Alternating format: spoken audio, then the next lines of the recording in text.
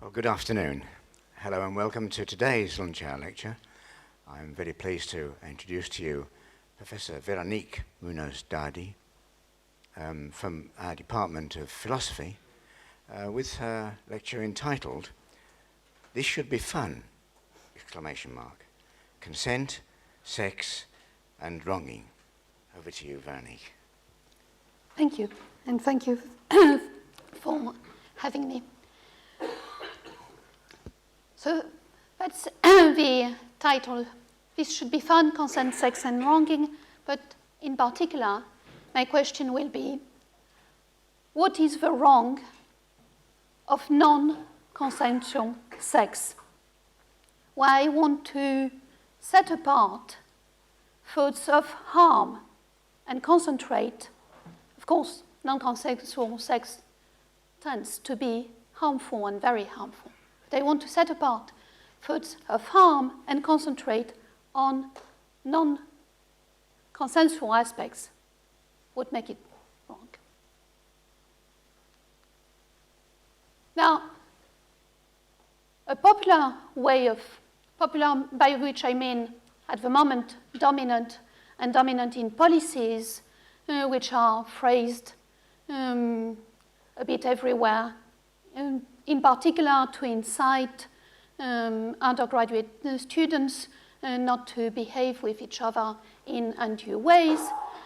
A popular answer to the question about the wrong of non-consensual sex is to say that what makes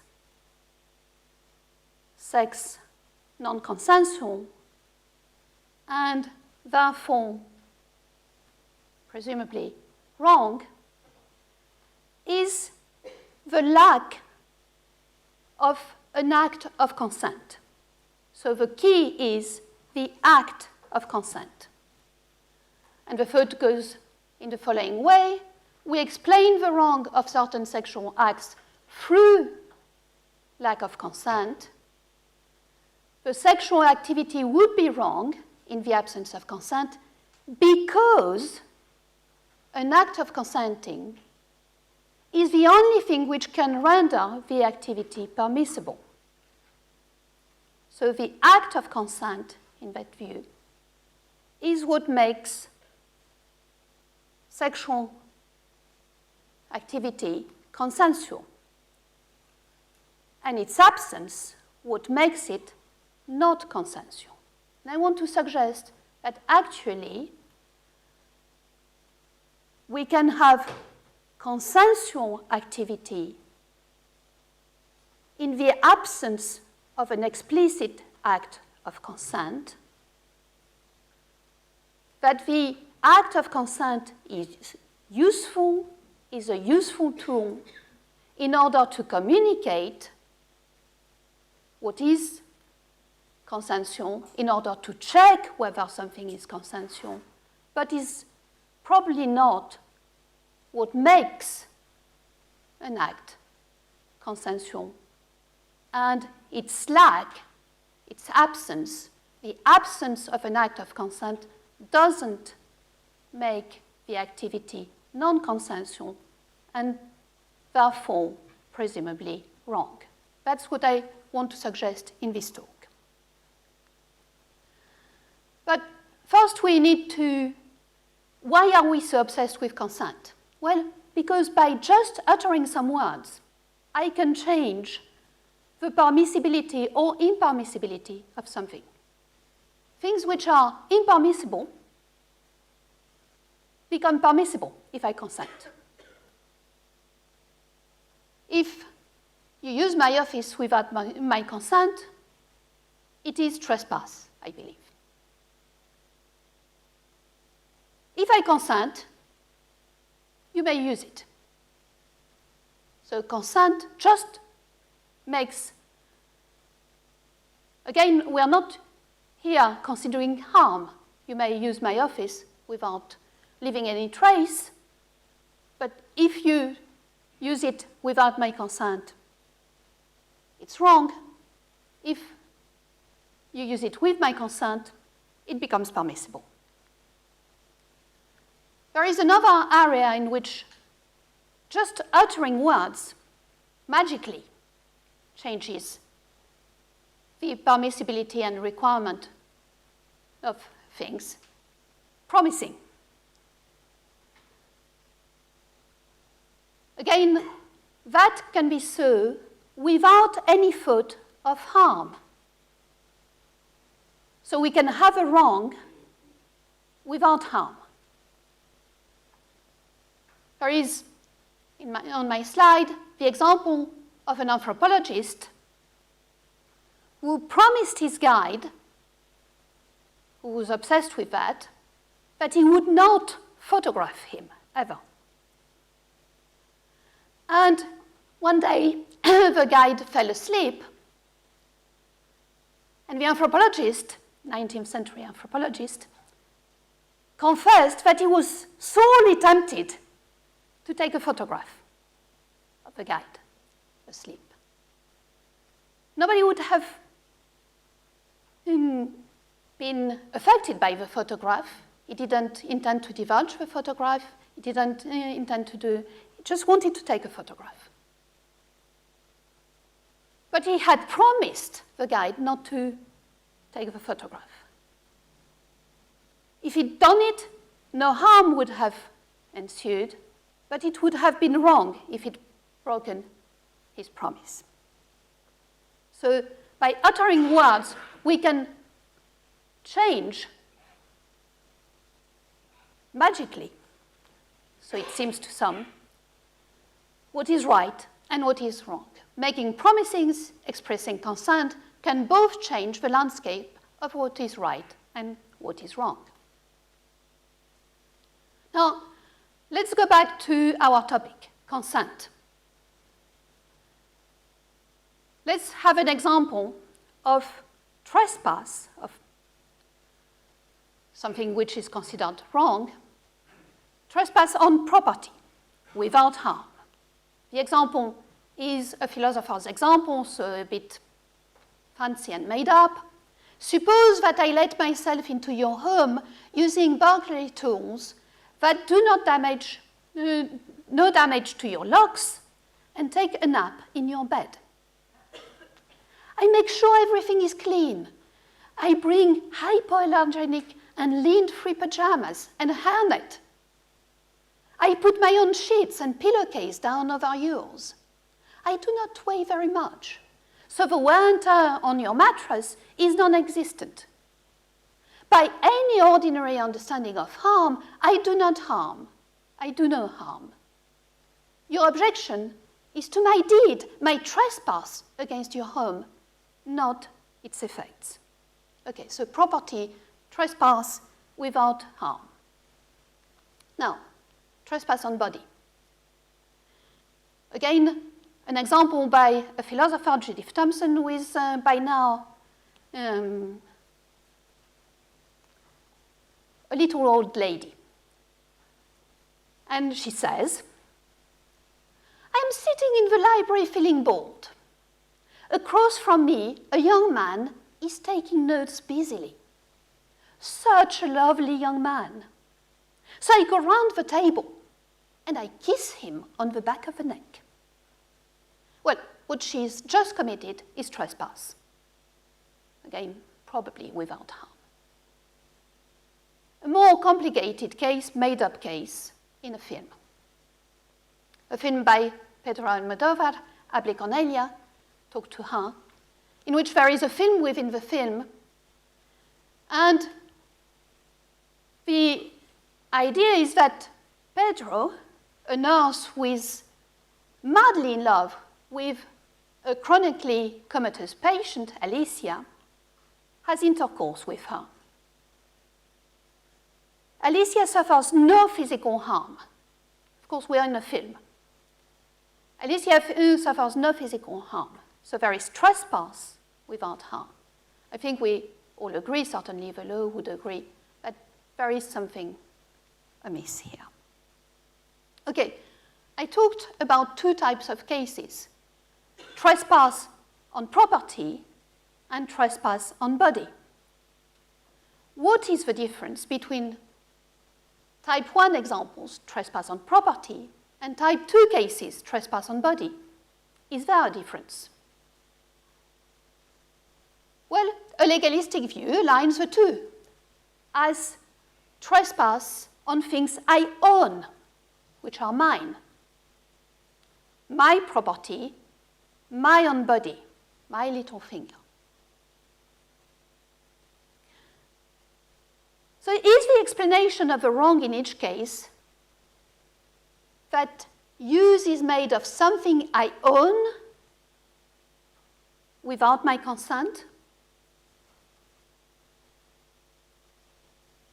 When we think something is wrong, is consent or harm the key to the impermissibility of what I do?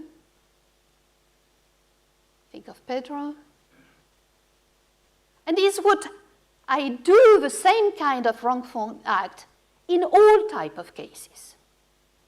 Well, we need to understand better the role of consent and its absence in order to understand better how we think of those things. But consent, of course, in order to do its work, has to be valid. Not any uttering of words will do. You have to know what you're consenting to. You have to be informed. You can't be coerced. You have to willingly give your consent. So consent is valid, which is given by someone able to assess what is at stake on the basis of relevant information and not in the fakeness of threat, extortion, coercion.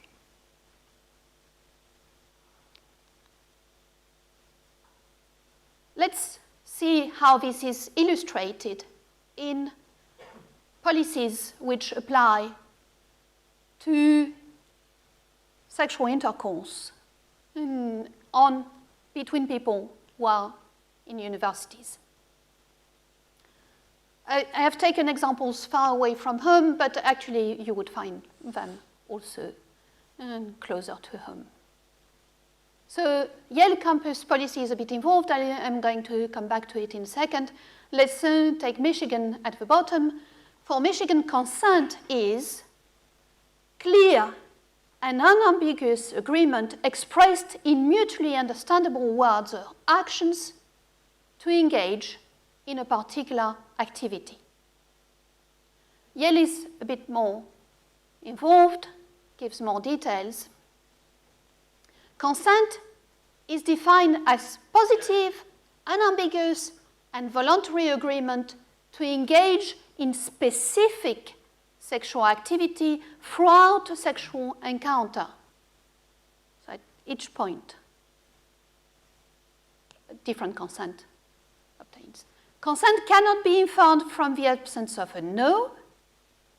A clear yes, verbal or otherwise, is necessary. A clear yes, verbal or otherwise, is necessary. An act of consent is necessary. I know what they are saying. A clear yes, verbal or otherwise, is necessary. Consent to some sexual acts does not constitute consent to others, nor does past consent to a given act constitute present or future consent.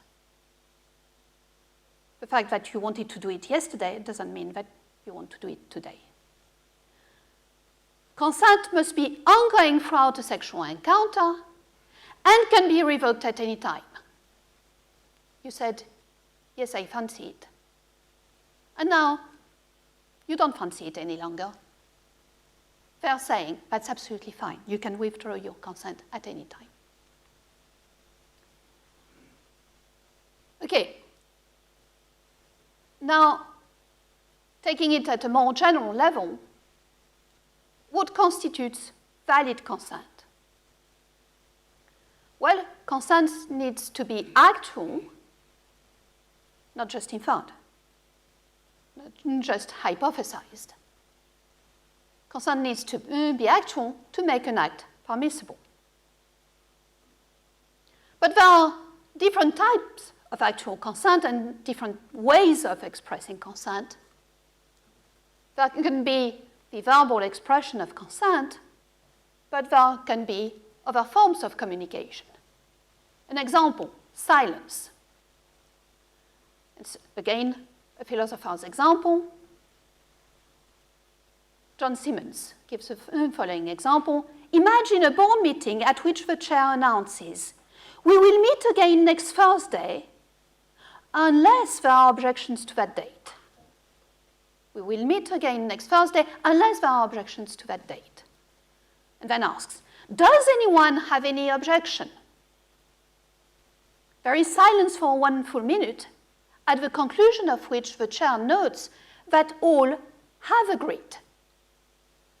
So silence is taken as communication of consent in this case.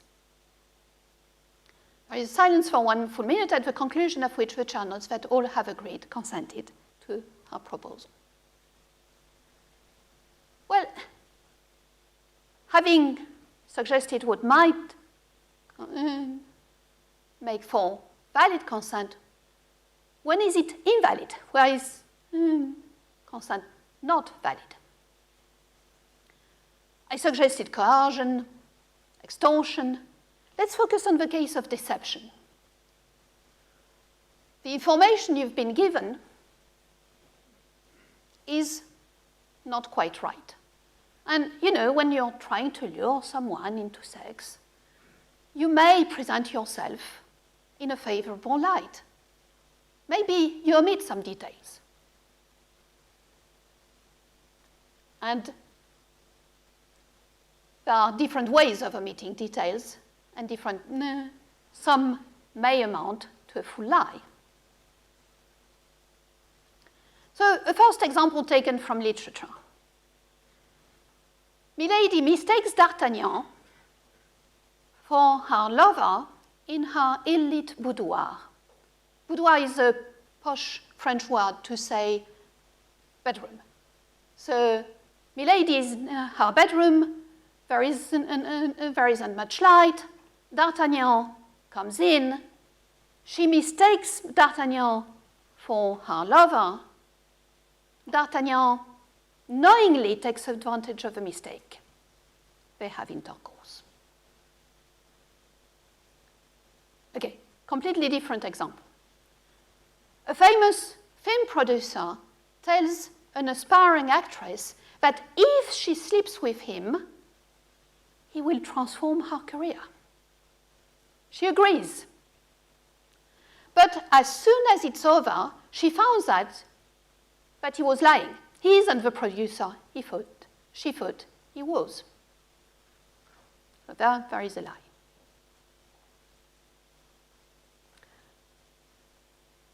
Third example. Imagine someone who has the following strange fantasy, that they are only turned on by people who have a law degree from Oxford. And imagine that the person who wants to have sex with her happens to have a philosophy degree from Cambridge, but let her believe that he has a law degree from Oxford. So intercourse takes place. Now, a fourth actual case taken from British news. A British undercover policeman starts a relationship with an environmentalist in order to infiltrate her group. So he leads her to believe that there is romantic attachment. In fact, there is an ulterior motive, infiltrating the group.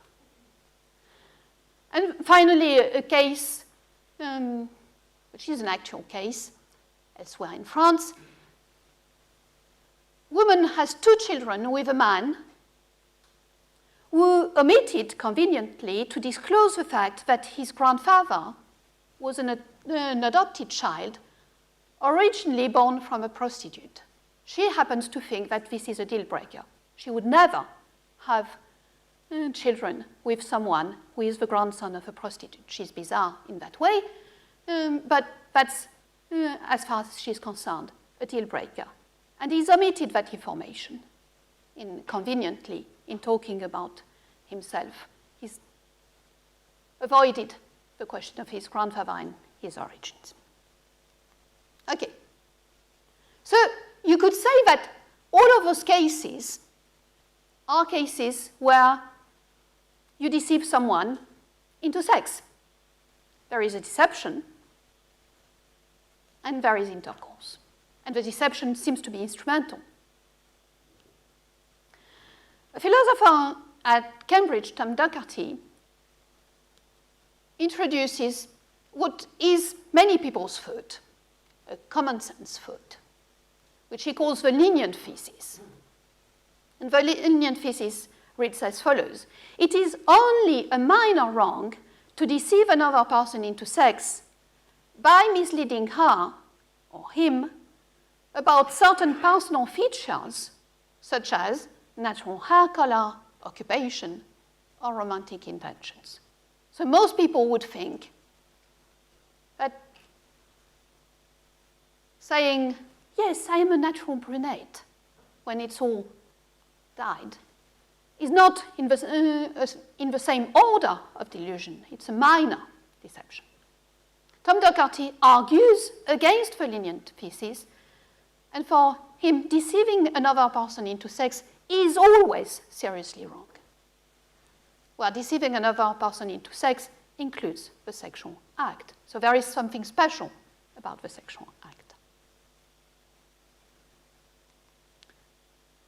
And Duckery argues for this in a very simple way.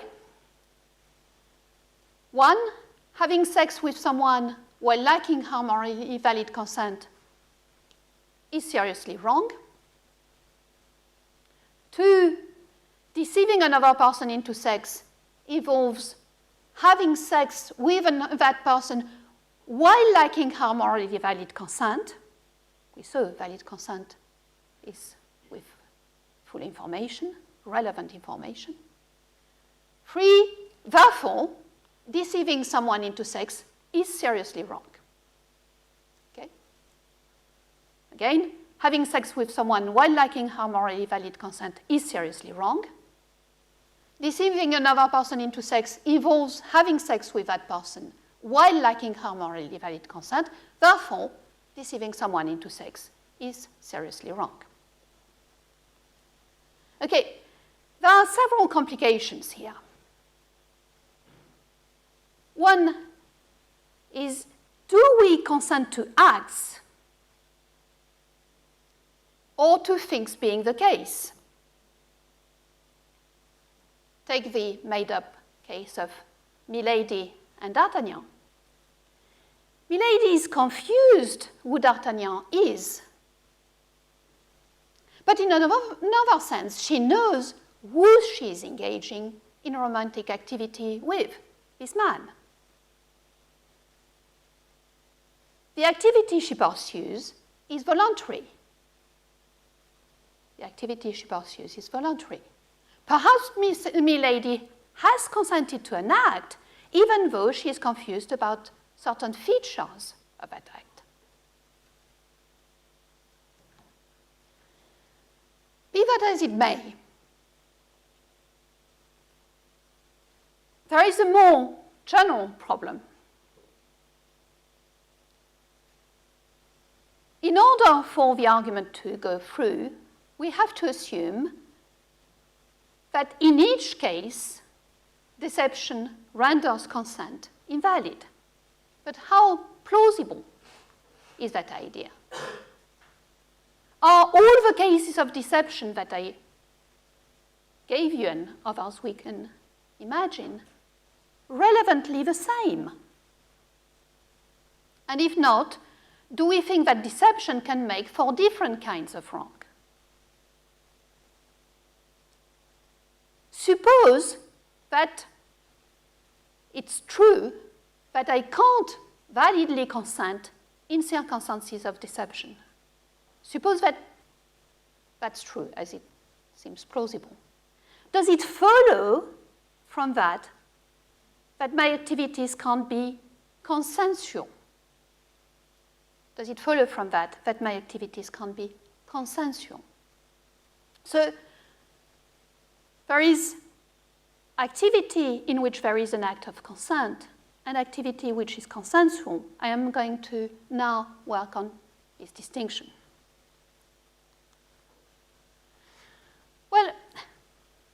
Philosophers have been very interested in the idea of consent without explicit words, because consent does so much work normatively that we want to see when there can be what some call tacit consent.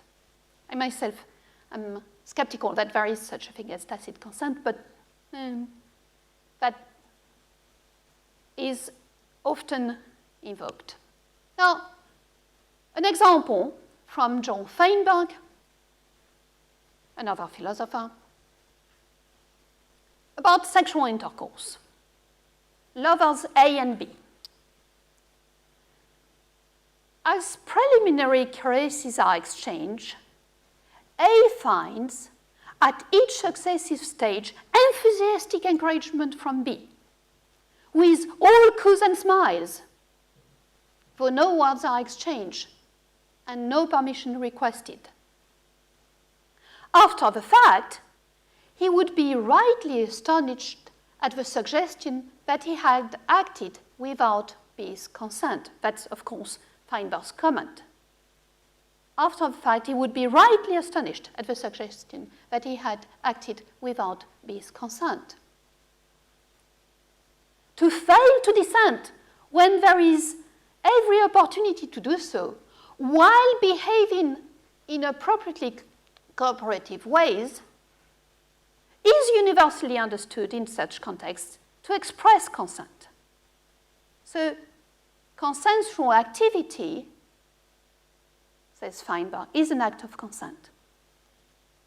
To fail to dissent where there is every opportunity to do so while behaving in appropriately cooperative ways is universally understood in such contexts to express consent. The consent is tacit as opposed to explicitly stated, but nevertheless directly received as opposed to merely presumed, guessed, or inferred, and quite actual. Feinberg continues, no explicit question is asked.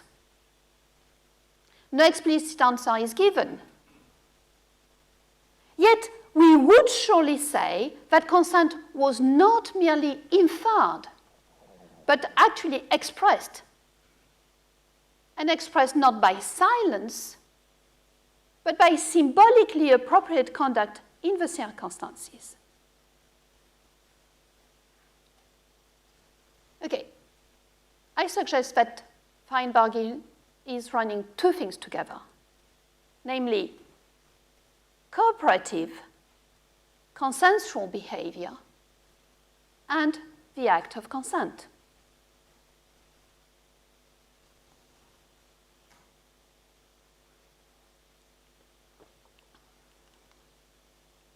So we may agree with Feinberg that there is such a thing as consent expressed by silence or behavior. But again, consent and consensual behavior should not be run together. We face the following difficulty. In recognizing an activity as consensual, we are then puzzled by the further task of identifying the distinctive act of consent which made it consensual. Go back to the beginning. The idea is that we need an act of consent which made the activity as consensual. Feinberg describes an activity which is consensual, and he looks for the act of consent which is making it consensual. But that only works if you think that the act of consent is necessary in order to make the activity consensual. And that the lack of the express consent would make the activity non-consensual. That's what I want to express some doubt about. So consent is treated in the theories we have looked at as explaining the right or wrong of specific sexual acts. But perhaps we should reverse things and understand its role better as a social instrument, helping us to create circumstances in which people can negotiate genuine cooperation, and so consensual activity, I'm not certain whether we are conducting a consensual activity. I check. Is that all right? Do you want to continue? Should I call a cab? There are ways of checking and ways of using the act of consent as a way of making sure that we are creating the circumstances for the activity to be genuinely cooperative and genuinely consensual. So the suggestion is that we should avoid a confusion between consent as an explicit act which changes the normative landscape and its permissibility, what we saw with access to my office, and activities which are consensual in the sense that they are cooperative and voluntary.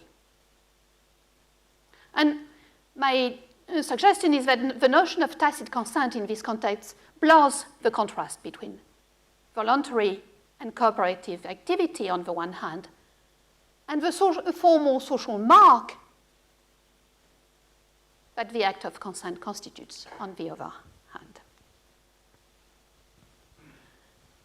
So further, the idea is that behavior can be consensual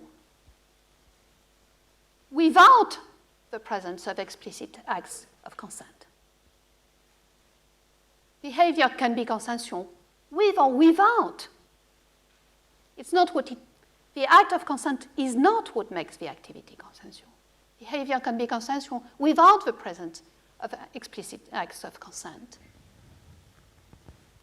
So, sexual activity may be consensual without any explicit act of consent having taken place. And surely sexual activity which is consensual is permissible even if there has been no explicit consent.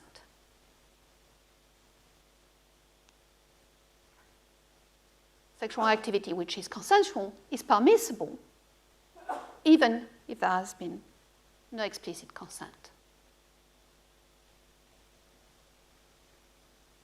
Conclusion. The absence of an act of consent does not therefore explain the wrong of non-consensual sex in every case, since sex can be consensual without consent.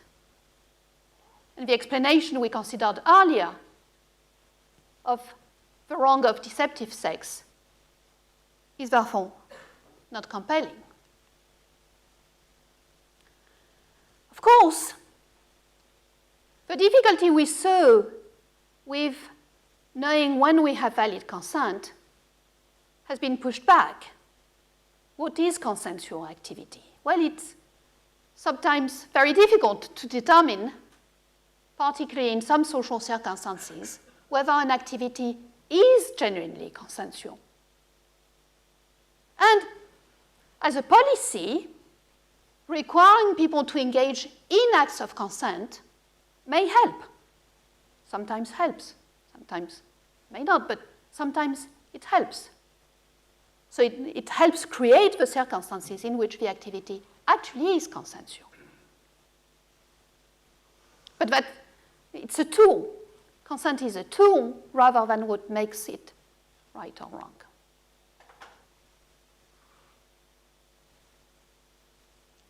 Remember the policies at Yale, Michigan, and most universities now are coming up with.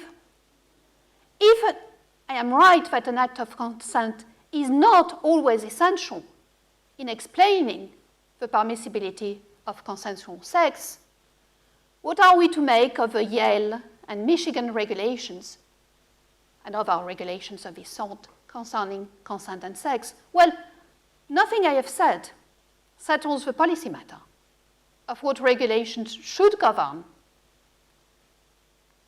the interaction between students or on university campuses. And it is possible that the practice of utilizing explicit acts of consent can lead to better behavior.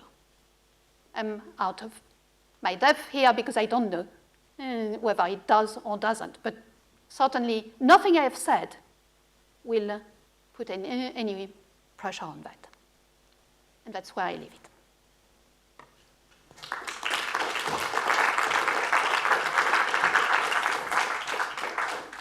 Well, thank you very much, Veronique. Veronique, you've posed some questions for us too. So I open it and invite any questions you may have. I mean, I've got one myself. Here we go. Yep, one just there. Yeah, so you suggested, I guess, that the act of consent isn't necessary for consensual behavior. I was wondering whether it's sufficient. So maybe this is a sort of sympathetic suggestion. I mean, you can imagine cases where it looks like something very much like an act of consent has taken place, but really the person, in a sense, isn't consenting at all. I mean, maybe it's just sort of a product of their family or social background that they say yes, when really that's not how they feel. Yeah. So I was wondering whether you thought that was... I am in full sympathy with the question. So my inclination is to think that it's neither necessary nor sufficient. And all the same, consent matters. It does something for us. But of course, for all the sociological considerations that you have given, what constitutes valid consent, we can't be entirely skeptical. We can't say, well, given that there are social circumstances, consent never does its normative work. It does. But you're quite right. I agree that it's neither necessary nor sufficient.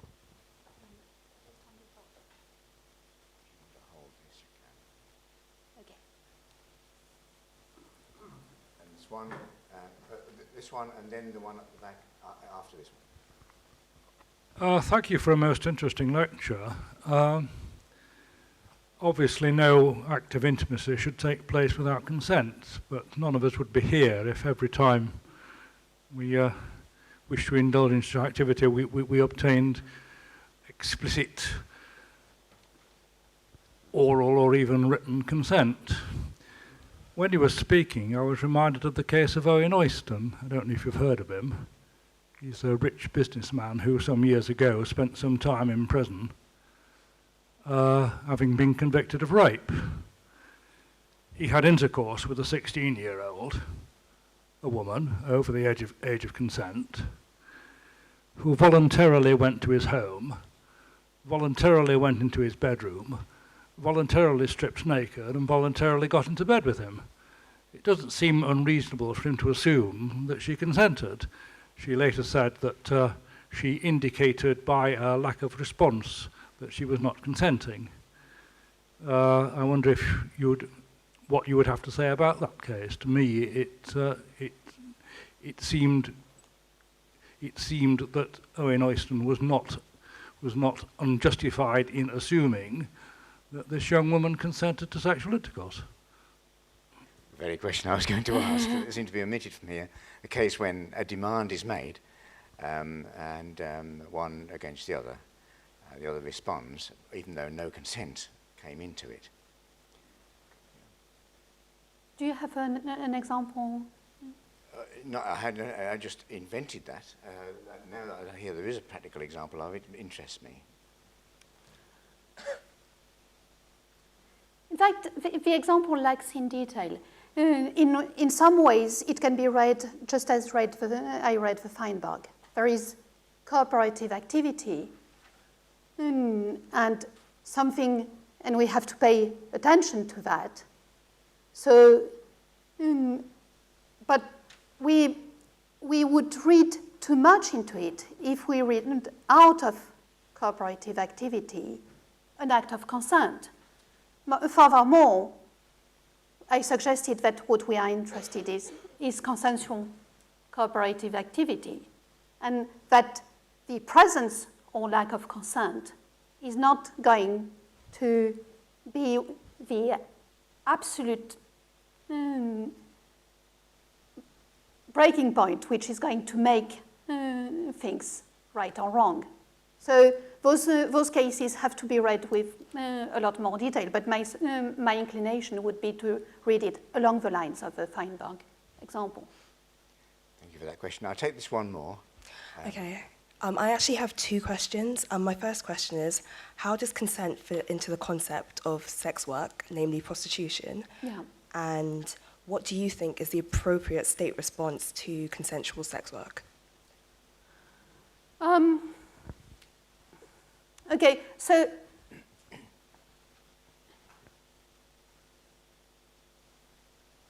it seems to me that sex work is special in that sex for us is special. But it also seems to me, for reasons that I can't go into, that it should be treated in terms of regulation like any job, like any other job, in terms of social rights, right to retirement, social security, insurance schemes, what have you. So it seems to me no different, although we treat it as different, and it's socially treated as different, which needs to be acknowledged. But it seems to me that when we want to put in place the conditions for it to be a job like any other, even if we are skeptical that it's a job like any other. That's the short answer to your two questions.